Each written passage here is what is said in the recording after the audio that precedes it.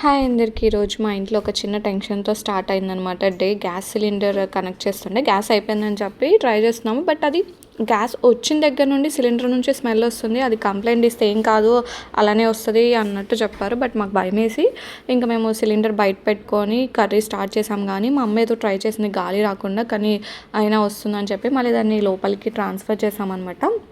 So హాల్లో కూర్చొని cooking start చేసాం. బట్ సిచ్యువేషన్ ఎలా ఉన్నా కానీ కర్రీ అయితే చాలా బాగా వచ్చింది. అండ్ బిర్యానీ కూడా ఫస్ట్ స్మాల్ ఒక గ్యాస్దే ఉంది, అందులో కొంచెం ఫ్రైలా చేసేసి బేసిక్ ఉంటుంది కదా, అది కంప్లీట్ చేసేసాము.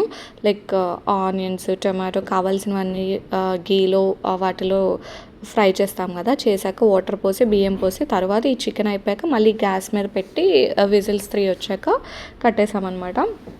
సో కానీ చాలా భయమేసింది. ఎందుకు అంటే కష్టం కదా, ఎప్పుడు ఎలా ఉంటుందో తెలియదు. అది గ్యాస్తో అంటే చాలా భయము. బట్ ఏదేమైనా సరే టేస్ట్ అయితే చాలా బాగా వచ్చింది, యమ్మీగా. అండ్ నా పెద్ద కూతురు చక్కగా గోరింటాకు పెట్టుకొని టీవీ చూస్తుంది. అండ్ నా చిన్న పాప పడుకుంది. తను లేచిలోపు మొత్తం అన్నీ ఫినిష్ చేద్దామని మా బావగారు వాళ్ళేమో స్కూటీ ఏదో రిపేర్ అంటే చేస్తున్నారు.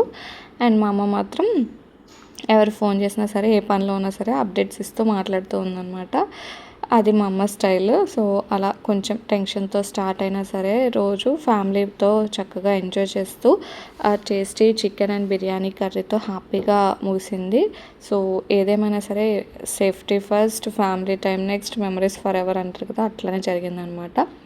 మీకు ఎప్పుడైనా ఇలాంటి సిచ్యువేషన్ వచ్చినా, లైక్ ఇలాగ గ్యాస్ సిలిండర్స్లోంచి ఇలా స్మెల్ రావడము, అండ్ అది నాట్ అన్ స్మాల్ థింగ్ కదా, అది కంప్లైంట్ వెంటనే తీసుకొని దాన్ని రిజాల్వ్ చేయాలి. బట్ ఏం చేయలేదు. అండ్ చికెన్ అయితే నేనే చేశాను. చాలా ఈజీ ప్రాసెస్.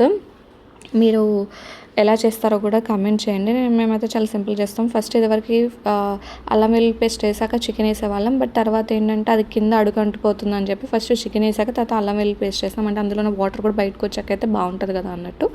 ఈ స్టైల్ కూడా బాగుంది. సో మీరు ఎలా చేస్తారో కూడా కమెంట్ చేయండి. ఈ వీడియో నచ్చినట్లయితే please to like and subscribe to my channel. Thanks for watching. ఇక్కడ వరకు చూసారంటే మీకు ఈ వీడియో నచ్చింది అనుకుంటున్నాను. డెఫినెట్లీ నచ్చితే మాత్రం కమెంట్ చేయండి. Don't forget to comment. So నాకు కూడా చూడగానే చాలా హ్యాపీగా ఉంటుంది. సరే, థ్యాంక్ యూ, బాయ్.